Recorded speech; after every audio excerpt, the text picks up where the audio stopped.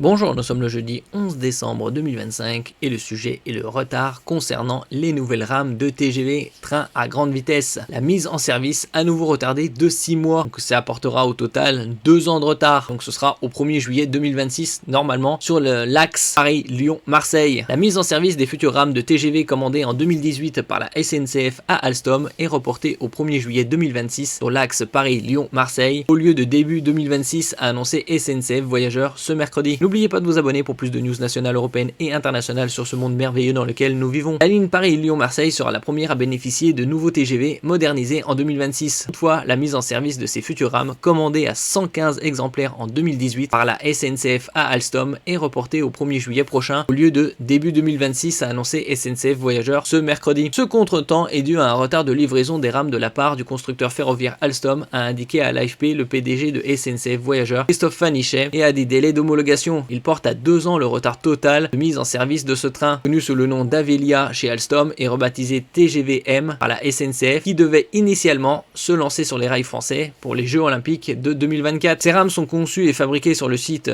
d'Étré en Charente-Maritime et les motrices de ces rames sont fabriquées par Alstom à Belfort. Conscientes du temps déjà écoulé et du décalage de planning observé jusqu'à présent, les équipes d'Alstom sont pleinement mobilisées pour livrer les premières rames dans les prochains mois afin de permettre la mise en service prévue le 1er juillet 2026, indique le groupe industriel français dans un communiqué ce mercredi. On avait vu il y a quelques mois ou il y a un an également les retards concernant l'EPR de Flamanville qui devait initialement coûter 3 milliards, finalement c'était plus de 15 milliards, 15 à 21 milliards. Les rames déjà en phase d'essai. Le constructeur n'a pas produit de rames en quantité suffisante. Nous en avons 4 en essai de pré-exploitation et nous en aurons 6 en mai, ce qui nous permettra d'en lancer 4 en exploitation commerciale au 1er juillet, a ajouté le PDG. Je ne suis pas content de ces retards, mais je suis sûr que d'ici quelques mois, on aura tout oublié. Tant son caractère est révolutionnaire, a-t-il relevé. Il s'agit d'un train modulaire, puisqu'il est possible d'adapter le nombre de voitures première et ou deuxième classe, flux de voyageurs connectés, économes, et qui peut transporter 20% de plus de passagers qu'un TGV normal, a-t-il détaillé. SNCF Voyageurs, qui mène actuellement des essais de pré-exploitation, a déposé mardi son dossier d'homologation auprès des autorités de sécurité ferroviaire françaises et européennes, qui doivent lui délivrer une autorisation de circulation commerciale. Touchons au but, a ajouté Christophe Fanichet, donc il faudra patienter jusqu'au 1er juillet 2026.